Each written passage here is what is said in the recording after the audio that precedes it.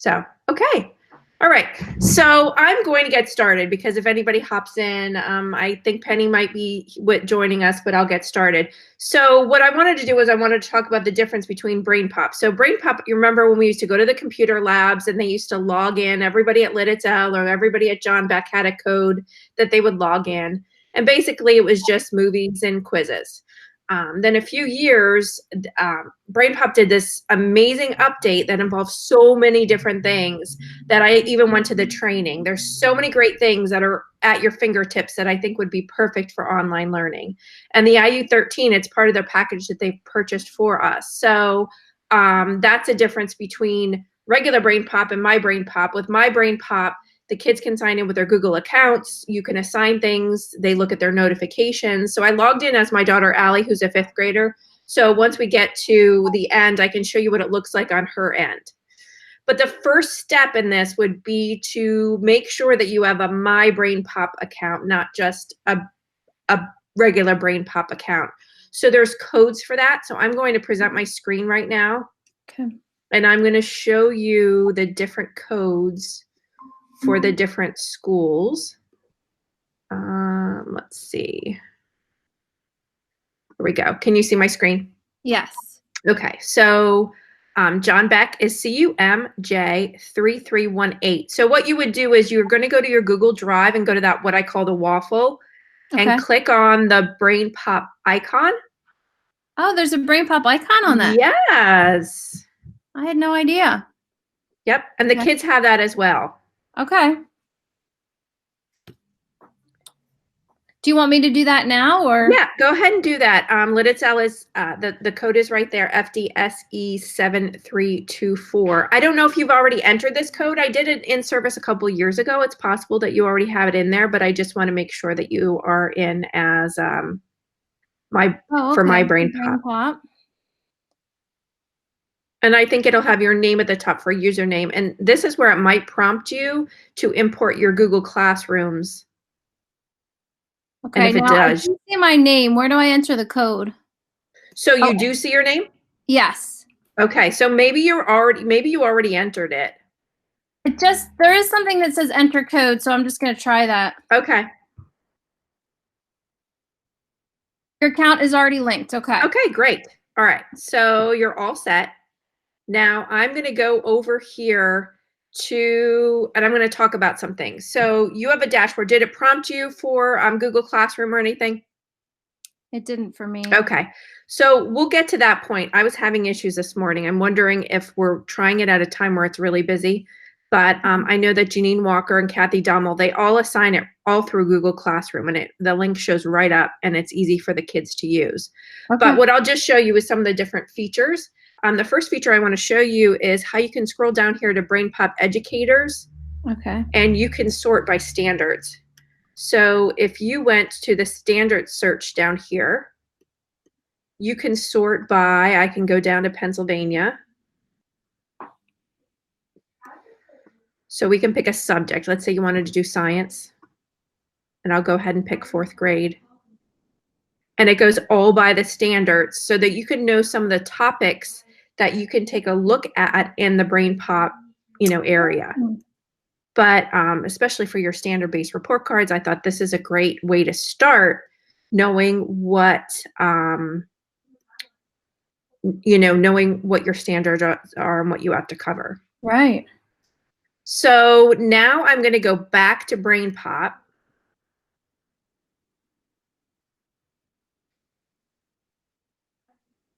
And if you click on Moby, it shows you there's Brain Pop Junior, Spanish Brain Pop. I believe that's going to be free for everyone. I don't know if that's just for now, but these are your options that we have. To look like your screen. So what do you want to? Right now, it just says Dashboard Quiz Mixer Brain Pop 101. So do you see Moby in the corner? Yes. So that's what I clicked on. I clicked on Moby, perfect. And then you have the different options. Okay. So the Brain Pop Educators is where your tutorials are going to be. Okay. Where all that kind of stuff is going to be. But Brain Pop, let's say, probably for 4th grade, you're going to teeter between probably Brain Pop Junior and Brain Pop. But let's give me a topic, something that you're working on, and we could type it in. So in math, we are moving on to decimals. Okay. So here it gives you the option of decimals. So I'm just going to go ahead and I'm going to click on this first one to see what it has. So you have your movie, but you also have this grid over here that gives you a whole bunch of different activities that you can do with the kids. The first one, of course, is the movie. Okay. The second one is with the quiz. Now, with My Brain Pop, you're able to create your own quiz, and you're able to do what's called a quiz mixer where you can add your own. So if I were to click on here, it's going to give me the option to create my own quiz. So I can add my own questions. I can use the questions that they have, but it kind of gives you a bank to kind of work with. So if I were to go here and hit create your own quiz, you can add questions and things like that. But if you search, I believe there's some questions that are already there that you can choose from. So that's a different option. I'm going to go back here and show you, I'm going to go back to the grid. So you have the quiz. One of my most favorite ones, and I don't know that I would use this for math, but it's the Make a Map feature. So do you remember that inspiration kind of concept maps that we used to do back in the day? So that's what this is. It's the same creators. If I go to create new for Make a Map, what it does, it has the movie in the corner, but it also has images that are already created. So I can just drag and I can label. There's keywords that I can add, and then I can connect things. And do you see when I click on that, I can add like a label there? Yeah. I can also take clips of, like, here's the movie. If there was a part of the movie that I wanted to put in my map, I just hit the camera and then it's like maybe a 5-second clip of that part. So like I said, I don't know that math would be a good example, but if you think of things like science and you think of like animal classification, some of the Brain Pop videos, now I usually do it with my kids. I would always do it together first. So I don't know if you have Google Meets or if you even want to record something where you would show how they would do that. Right. But yeah, I would have the kids watch the video, then watch it again and kind of write down some keywords. And then those keywords become part of the concept map that they create. But Make a Map, even when you go back to, you know, when we have a normal school year, it's a great feature that I love. Every single movie has that Make a Map feature. Okay. Let's see. All right. So Make a Map's awesome. Coding, haven't really dipped into that. I think that's a paid feature. They might offer it free for now, but with our code.org, I think we're good. Right. Make a Movie is very much like the kids can create their own movie. I'll show you. So if you click on it, it already gives you an essential question for whatever the topic is. So you're talking about decimals, so they can choose this or write their own one. And then again, it's almost like they're building a movie. So do you see how up the top here I have like different pages to this? It's different scenes. So I can add text, I can add sound. And at the end, what's really cool is they automatically put your name in there. So instead of Dear Tim and Moby, you see it already puts Dear Shelley and Moby. You play the movie. So it's a really cute feature for kids to play with, to create kind of like a summary of what they've learned. And a lot of the stuff is already in there. They can add their own sound. They can record their voice or use a computer voice. So many great features.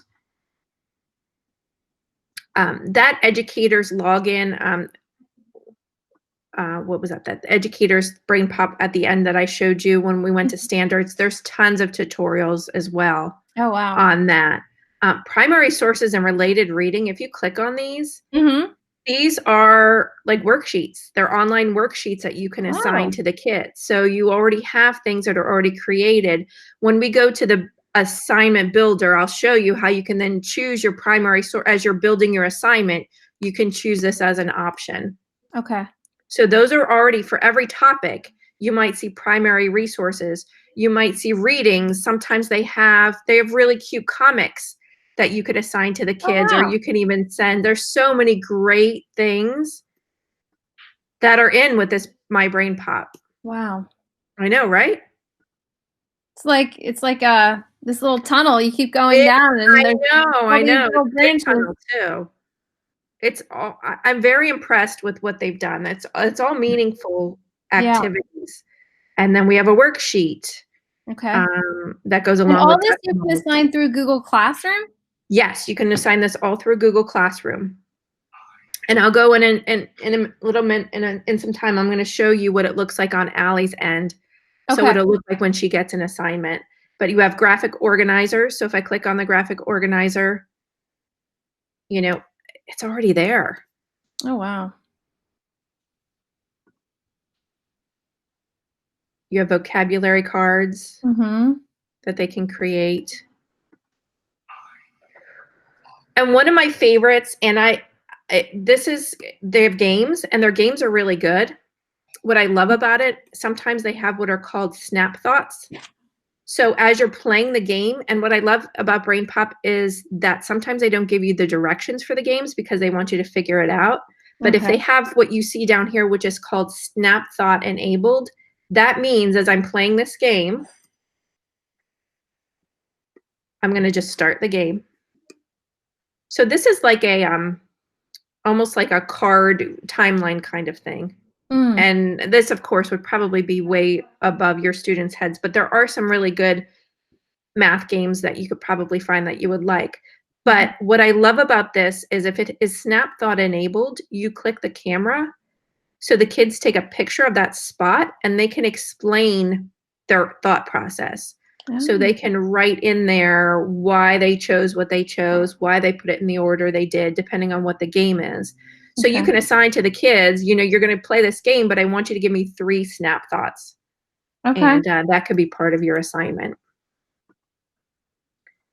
So there's a lot of good, like you said, it's a tunnel of goodness that you can just explore to see what you want to give to your kids. Now, if you see here, there's lesson ideas you can click on. You can create your own quiz, and here's where you would click assign. Okay. We'll go back to your dashboard to see what your dashboard looks like. Okay. But see, this was giving me problems today. So I'm going to try one more time to go back.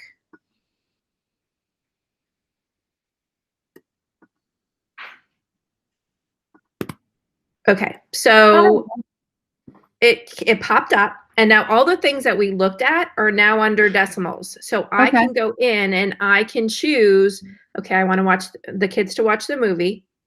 Actually, it looks like I added 3, so I would have to edit that. If I wanted them to make a map, I can add that. I can add directions. I can choose what I want to do. So it added that. Let's say I want them to make a movie. Add that primary source, graphic organizer, and then I would go to next, and I can write instructions. And now you see all the things that I chose. So I chose movie 3 times. I obviously want to delete that. But I can give them directions as to what I want them to do. Okay. I go to next. I can schedule it out. Now we'll go back to your dashboard to see what you have. But it looks like I was having trouble this morning. It wasn't letting me import any classrooms from Google Classroom, but I know that it does that. I just think it's and trying at 10 a.m. is probably not the best idea. Probably best to try to do this off hours. But I already had some classes in there, so I can go ahead and assign. See, I don't have any students in this class, but you would go ahead and you would assign it, and it would go to their Google Classroom. Or the other way would be, and I'll click back here. So if I go to my dashboard, this is where you create your classrooms. So you're either importing from Google Classroom, and like I said, usually there's an icon or something here. But if I were to go to new class, another way would be to create a code. So if you were to create a code, they can go to the waffle, to the Brain Pop, just like you did, and put in that code just like you did and connect that way. Okay. So what it looks like, and tell me if you can you see this screen right here? It says you've been logged out. Oh, okay. All right. So what I'm going to do is, hold on 1 second. I'll be right back. Okay. My dog's barking. Dad? I need you to control the dogs, please.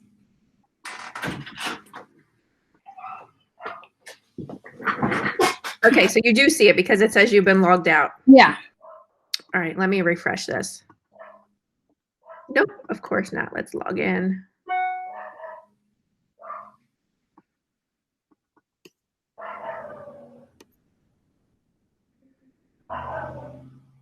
Ooh. This site can't be reached. Of course not.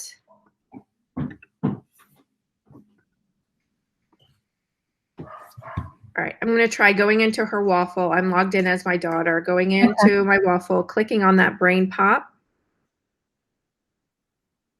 And there we go. So on her end, if she goes to brain pop, you see how I went in through her Google Drive? Right. She has notifications. She'll have a dashboard as well. So her dashboard will tell her all the assignments that are due, the notifications. Now, some of this stuff was only voluntary, which is why it's overdue. But if we click on it, you can see what Mrs. Dommel assigned to her. So the instructions were watch the movie, think about the main reasons behind it, and what led. So she has to go to the movie, and then she can go and answer the questions. And it looks like Mrs. Dommel chose graded. So she would automatically get a grade. Okay. If we look at some other assignments, the water pollution one, it looks like she gave her the movie. She could play it again, and then she can go to the worksheet. If she clicks on the worksheet, she could fill that out. And then do you see the bottom where it says submit to teacher? Okay, yeah. So, yep, that creating that cluster of assignments also shows up on the student's end, where it also creates a cluster of all the things that they have to, have to finish. So how as a teacher then do I view it? Through Google? Through Classroom?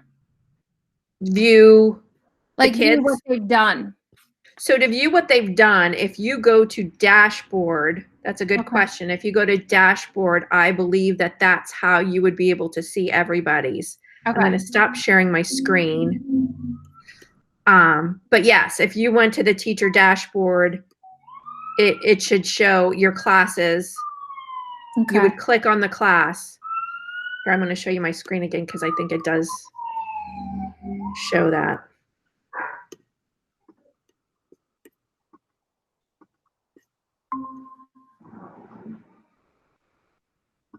So here are the classes that I have. So I'm assuming, it's hard because I don't have a class, but if I click on this, I'm assuming this is a class code, but all the class settings, everything, my class has no students, but your students would show up there. Okay. Yeah. So out of curiosity, go to your dashboard. Can you share your screen with me so I can see if it allow you or if it prompts you to sign in with Google Classroom?